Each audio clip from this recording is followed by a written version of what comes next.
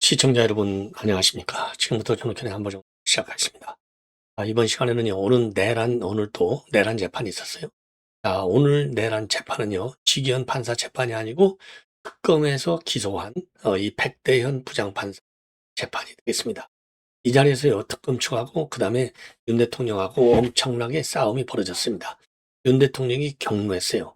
한마디로 해서 공수처, 그러니까 이제 그 당시 공수처에서 영장을 집행한 인간이 누구냐? 이게 이제 이 박 부부장 검사예요. 자, 그래서 이제 이 공수처에서 나와 있는 이 박 부장, 박상현 공수처 부부장 검사가 증인으로 나왔어요. 여기서 이제 그 한마디로 해서 공수처 영장이 이제 불법 영장이다. 왜 서부지법에서만 받았느냐? 이게 하나고, 그 다음에는 지금 이제 한남동 관저 길이 여러 개가 있잖아요. 그런데 요 길이 전부 다 군사시설 보호구역으로 돼 있어요. 근데 이제 군사시설 보호구역으로 돼 있는데 영장에 이 길이 지금 이제 들어가 있지 않아요. 그런데 영장이 들어가 있지 않은데 그 길을 타고 들어와서 수사하는 게 이게 맞느냐? 그런 식으로 공수처가 수사하느냐? 박살을 내버렸습니다. 그래서 요 관련 내용을 여러분께 자세히 말씀을 드리겠고요. 그 다음에 이제 해병대 특검하고 윤 대통령하고 지금 이제 또 출석 날짜를 두고 지금 싸우고 있어요. 그래서 해병대 특검은 8일 날 나와라. 시간이 없다 이겁니다. 윤 대통령은 15일 날 나가겠다. 그래서 지금 설전이 벌어지고 있다. 이런 보도도 나오고 있습니다. 그 다음에는 우리가 또 이제 김현지를 빼뜨릴 수 없죠. 그래서 이 강신업 TV에서 말이죠. 이 김현지하고 이재명하고 대판 싸웠다. 이런 루머를 전하고 있어요. 그러면서 김현지가 왜 안 나왔느냐? 세 가지 설을 제기하고 있습니다. 그리고 이제 부정선거 문제와 관련해서 지금 이제 선관위 사무총장, 그러니까 이제 선관위 사무총장은 지금은 이제 이재명이가 인기는 허초는 사무총장인데요. 일반망하고 선거망이 분리가 되어 있지 않더라. 이러한 양심선언을 충격 발언했습니다. 자, 그러니까 일반망하고 분리가 안 돼 있어 같이 쓰고 있다는 얘기죠. 그러면 언제든지 외부 세력이 침투가 가능한 거죠. 그러니까 부정선거 요인이 된다는 겁니다. 그래서 선관위가 지금 난리가 났다는 거예요. 왜? 내부 직원들 일부는 무슨 소리냐? 무슨 부정선거가 있느냐? 안 된다. 내부망이 차단돼 있기 때문에 보안 조치가 잘 돼 있다는 것이고, 그리고 이제 지금 이재명이가 임명한 사무총장의 경우에는 무슨 소리냐? 무슨 소리냐? 지금 내부망이 분리가 되어 있지 않더라. 이거를 폭로하고 있는 상황이 되겠습니다. 자, 그래서 선관위도 말이죠. 이제 이 봉숭아 악당으로 돌아가는 것이 아닌가. 자, 이렇게 판단이 되는 대목이 되겠습니다. 자, 그래서 말이죠. 선관위 사무총장의 충격적 고백. 이거 일종의 양심선언인 거죠. 인터넷 망하고 선관위 내무망하고가 분리되어 있지 않다. 자, 그래서 언제든지 말이죠. 분리되어 있지 않기 때문에 부정선거, 즉 선거 정보 보안이 잘 안 돼 있다는 겁니다. 이거 엄청난 폭로가 되겠습니다. 자, 그래서 요 세 가지 뉴스를 가지고 이제 하나씩 정리를 해 드리겠는데요. 자, 오늘 말이죠. 오늘 이제 백대현 요 수사에서는 이제 이 박종준 차장도 나오고 박종준 처장이죠. 그리고 이제 윤 대통령 측하고 그다음에 이제 특검 측 박상현 부부장 검사하고 싸움이 벌어졌어요. 자, 그래서 이게 이제 1월 3일 날 이제 공간 한남동 관저 진입을 시도했던 사람이 박상현. 자, 그래서 이제 여기서 싸움이 벌어졌는데 한마디로 얘기해서 윤 대통령은요, 공수처가 대통령 관저하기 위해서 영장에 기대되지도 않은 주소지를 지나갔다. 이걸 가지고 너희들은 그런 식으로 수사를 하는 거냐? 난장판이 벌어졌습니다. 자, 그러니까 이 박상현 부부장 검사의 발언을 보면은요, 관저가 있는 곳으로 가기 위해서는 그 길밖에 없어서 지나갔을 것이다. 주소지로 도달하기 위해서 지나간 것이지 수색 행위는 하지 않았다. 이렇게 반박했습니다. 그러니까 윤 대통령이 끼어들어서 여기가 사람들이 일반적으로 걸어다니는 도로 사유지도 아니고 그리고 군사시설 보호구역인데 명백히 영장에 기대되지 않은 곳을 수색한 거다. 관저가 무슨 일반 도로 사유지냐? 그런 식으로 수사하냐라고 고성 반박을 했어요. 그러니까 이제 박 부부장 검사가 수사 목적으로 그라지를 지나간 것이고 같은 주장을 체포 적부심에서도 하셨지만은 그런 주장이 받아들여지지 않았다. 이렇게 맞받았습니다. 그러니까 다시 윤 대통령이요. 그 지역은 영장 기재 지역이 아니고 만약 거기서부터 영장을 집행했다면 그건 영장에 없는 지역으로 집행된 게 된다. 영장 집행이 아니라 그냥 지나가기 위한 거라면 거기는 군사시설 보호구역, 경호구역이기 때문에 무조건 경호처장의 승낙 없이는 출입이 안 되는 거다. 예. 안 되는 거라서 이 박종준 처장이 막지 않았느냐 이렇게 반박을 했어요. 이렇게 이제 공방이 이어지니까 재판부 백대현이요. 증인과 법리 문제로 논쟁하려고 하지 말라. 판단은 저희가 하겠다. 이렇게 제지까지 하고 나섰습니다. 예. 그 다음에는요. 공수처가 왜 하필이면 서부지법에서만 영장을 청구해서 받아냈느냐. 이 부분도 윤석열 대통령이 직격탄을 날렸습니다. 자, 그래서 내란 관련 사건은 전부 다 중앙지법으로 갔지 않냐. 이 케이스는 내란 우두머리 제일 중요한 메인 사건인데 이걸 굳이 서울 서부지법에 할 필요가 있었느냐. 서울중앙지법에 청구하는 게 정상 아니었냐. 이렇게 지금 질문을 했습니다. 그랬더니 이제 박 부장검사는요. 이 사건 전에도 다른 법원에서 발부받은 사건가 있고 검찰과는 구조가 다르다. 공수처법에 따라서 적법하게 영장을 청구한다는 인식을 가지고 했다. 이렇게 얘기를 했습니다. 자, 그리고 이제 박종준 경호처장 2차 체포영장 집행을 앞두고 있는 상황을 증언을 했어요. 박종준 처장. 경호처 내부적으로도 염려를 많이 했는데 김성훈 전 경호처 차장 등이 경찰에서 소환 요청을 받자 다들 긴장했고 나도 형사처벌이 되는 건 아닌가 하면서 동의했다. 자, 왜냐면요. 3일 날 경호처 저지르다가 영장 집행에 불발이 됐어요. 그러다가 15일 날 2차 시도 끝에 이루어졌거든요.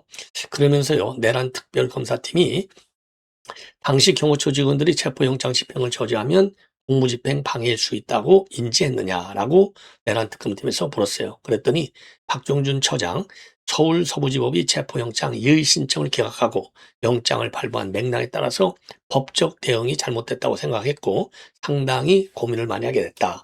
이렇게 답을 했습니다. 자, 그리고 이제 박종준 처장은 당시에 윤 대통령 측에 체포영장을 막는 데 한계가 있다라고 말씀을 드렸지만 윤 대통령 입장은 완강했다. 이렇게 밝히고 있습니다. 자, 그래서 박종준 처장은 말이죠. 간부들과 직원들의 마음이 흔들리고 심리적으로도 어려움을 겪는데 2차 체포영장 집행까지 버티라고 할 명분이 없었다. 윤곽근 변호사에게 이런 상황을 말했지만 답변은 부정적이었다. 변호인단은 변호인단의 법적 노력이 있고 경호처는 경호처의 본분이 있다라고 말했다. 그러니까 이제 윤곽근 변호사도 이 박준준 경호처장의 얘기를 듣지 않았다는 거죠. 이 직원들이 동의하고 이런 거에 대해서. 예. 그러면서요, 윤 대통령 측은 반대 신문에서 윤 대통령이 직접 체포영장 집행을 막으라고 지시한 적이 없다고 강조했습니다. 자, 그래서 윤 대통령 측에서는요, 박종준 처장한테 윤 대통령의 지시라는 게 공수처를 막으라는 게 아니었고 영장 내용이 위법이라는 대통령의 의중을 반영해서 경호처가 업무를 수행한 게 아니냐 이렇게 반박을 한 겁니다. 그러니까 박종준 처장은 네, 승인을 한 거죠. 이게 굉장히 중요한 대목이에요. 공수처 말하는 게 아니야. 영장이 불법 영장이니까 위법이니까 그 위법인 영장을 갖다가 경호처가 그대로 받아들인다? 이 말이 안 되는 것이죠. 예. 그리고 이제 박정준 처장은 비아폰 서버 기록을 삭제하는 데 관여했다. 이런 혐의도 받고 있거든요. 자, 그런데 거기에 관해서 당시 비아폰의 원격 로그아웃 하지 말라라고 지시했다는 증언도 했습니다. 그래서 작년 12월 9일 날이요. 9일 또는 10일 날 김성훈 전 경호처 차장이 저에게 여인형 곽종근, 이진우 수방사령관의 보안폰이 검찰에 제출돼서 사고폰으로 규정해서 빨리 조치해야 한다라고 이제 했는데 그때 원격 로그아웃을 해서 비아폰들이 더 이상 현출되지 말아야 한다라고 했다는 겁니다. 그리고 이후에 IT부서 지원본부장 검토 후에 원격 로그아웃을 하면 수사기관에서 볼 수 없고 수사 방해로 저희를 공격할 수도 있다라는 보고를 받았고 그래서 손대지 말아라. 이 때문에 어려움에 빠지면 안 된다라고 이 부분에 대해서 일체 이야기하지 말라. 중단시켰다는 겁니다. 그러니까 이 IT 지원본부장이 그거 잘못하면 이게 안 된다. 그 법률적으로 문제가 생긴다. 그래서 즉각 이거를 중단했다라고 밝히고 있는 겁니다. 예. 자, 그리고 말이죠. 예, 그리고 지금 이제 윤 대통령 측하고 해병대 특검하고는요. 지난 이제 8일 날 이제 8일 날 나오라고 했는데 못 나가겠다 그랬잖아요. 그래서 윤 대통령은 15일 날 나가겠다. 왜냐하면 다른 재판 일정이 너무나 빡빡하기 때문에 못 나가겠다는 것이죠. 변호인단 재판 일정이 있어서 어렵다. 이렇게 이제 얘기를 한 거예요. 통상 지금 그랬더니 특검 측에서는요, 15일로 미룰어 달라고 하는 것은 윤 대통령의 요구일 뿐이고 8일 불러서 조사하겠다. 이 입장을 강경하게 내고 있습니다. 왜냐하면요, 해병대 특검의 수사 기간은 이달 11월 28일까지예요. 그런데 여러 차례 조사를 해야 되는데 시간이 없다는 겁니다. 그래서 만약 8일에도 출석하지 않으면 다시 소환 날짜를 지정해서 통보하거나 또는 강제 구인할 가능성도 있다. 이렇게 나오고 있습니다. 자, 이번에는요, 이 강신업 TV를 그대로 여러분께 전해드리겠습니다. 예.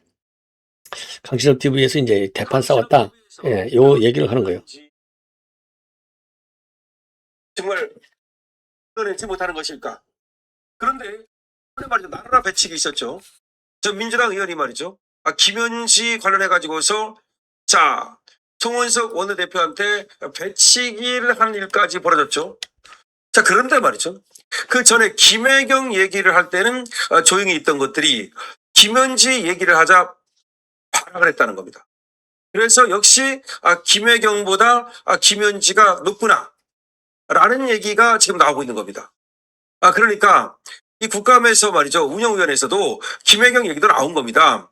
그런데 김혜경 얘기를 할 때는 민주당 의원들이 별 반응을 보이지 않다가 김현지 얘기를 하니까 그냥 발악을 하더라는 겁니다.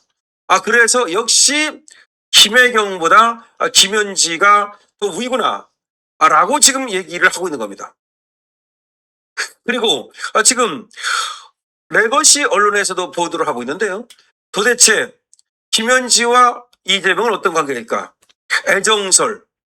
애정설이 지금 나오고 있습니다. 애정이 있어가지고 어쨌든 간에 지금 김현지가 저렇게 힘이 있는 거 아니냐? 아니면 지금 또 뭔가 김현지를 건드리면 안 되니까 김현지를 건드렸다가 잘못될까봐 김현지를 못 건드린다. 그래서 김현지를 무서워한다는 공포설이 있습니다. 공포설. 김현지에 대한 애정이 있다. 김현지를 무서워한다. 공포설입니다.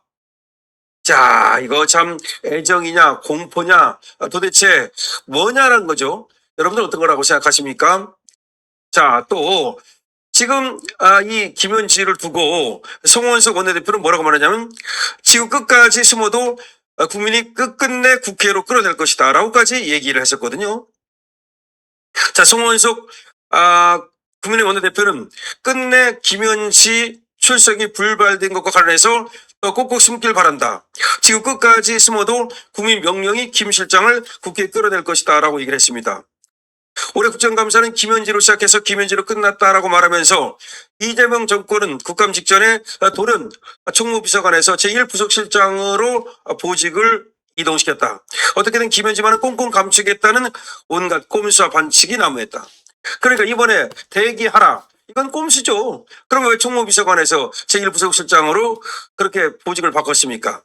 그러니까 애정설인지 아니면 김현지를 무서워하는 공포설인지 또 다른 것인지는 모르지만 어쨌든 간에 김현지를 안 내보내려고 했던 건 분명한 거죠.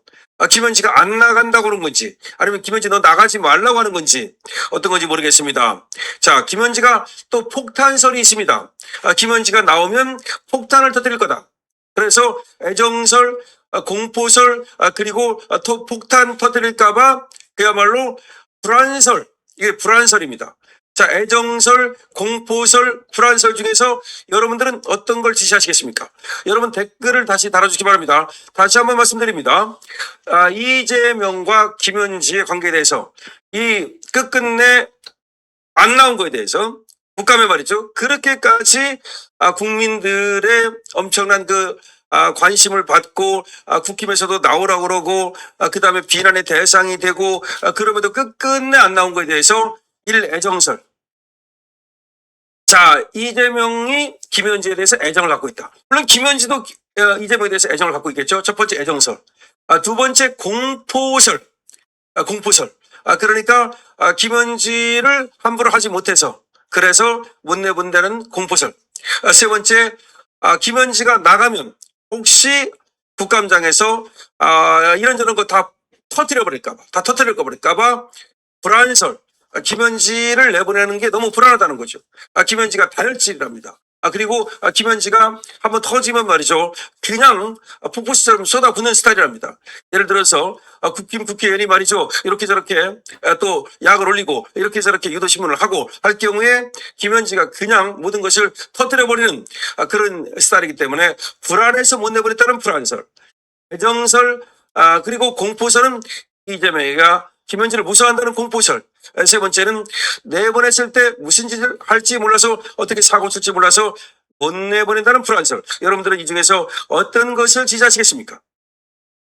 자, 송원내 대표는 이렇게 말합니다. 대통령실은 국회가 의결하면 김 실장이 출석하겠다면서 국회로 공을 미루고 여당은 야당의 거듭된 요청에도 요지부동으로 합의를 거부하고 짜고 치는 고스톱이다. 그렇죠.